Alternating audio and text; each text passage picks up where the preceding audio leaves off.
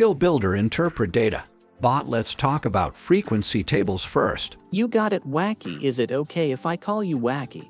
Better than tacky. Wacky, this frequency table shows the number of vials found for each of the types of explosive vials. The chart shows the vials of Bang Bang Blast had the most because it has the most tally marks, and Kaboom had the least number of vials because it has the least tallies. I wonder what the difference between the two are. Well, Wacky, that is quite easy to do. To find the difference, we subtract the quantities of both. Bang Bang Blast had 32 vials and Kaboom had 4. 32 minus 4 equals 28. There is a difference of 28 vials. Thanks, Bot. Let's move to the bar graph. When interpreting the data on a bar graph, it is important to understand what each axis is representing. The x-axis represents our categories, or the type of explosive vials. The y-axis represents the number of vials found.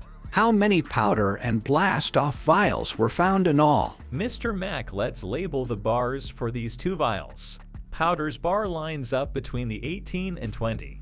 19 comes between these two numbers, so I label this bar with 19. The bar for blast-off lines up between 28 and 30. I will label this bar 29.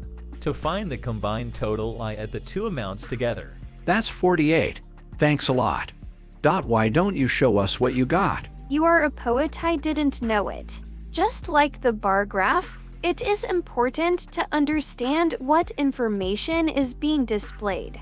This dot plot shows the liquid in a vial in fluid ounces. Each dot represents a vial. How many vials held less than 8 fluid ounces? To determine this, we must count all the dots before the 8 because we are looking for all the vials measuring less than 8 fluid ounces. That's 7. Jot, you are up. Tell us about your stem and leaf. Sure, Mac Attack. The key of the stem and leaf plot is always the place I start. On this stem and leaf, the stem is a whole number and the leaf is a decimal or part of a whole. The stem 7 and the leaf 3 equals 7 and 3/10. If I wanted to know the difference between the largest amount of liquid and the least amount of liquid, I would start by finding the largest number listed. To do this, I go to the stem of 9 and find the highest leaf listed. This number creates 9 and 4/10. The smallest number is found in the stem and leaf of 7. The smallest number is 7. I find the difference between the two by subtracting 9 and 4/10 and 7. I find the difference of 2.4. Touch, show him the last plot. The scatter plot is a lot like a coordinate grid.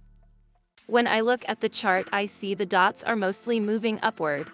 I can make the conclusion from the data that the more explosive liquid in a vial, the longer the explosion lasts. Tell me more. Look here, a vial with 7 fluid ounces had a 1-second explosion. Look at the vial with 8 ounces. This explosion lasted 4 seconds. As we continue to increase the volume, typically the explosion lasts longer. I hope these data talks blew your mind. Okay, even I know that one was bad. Catch you later.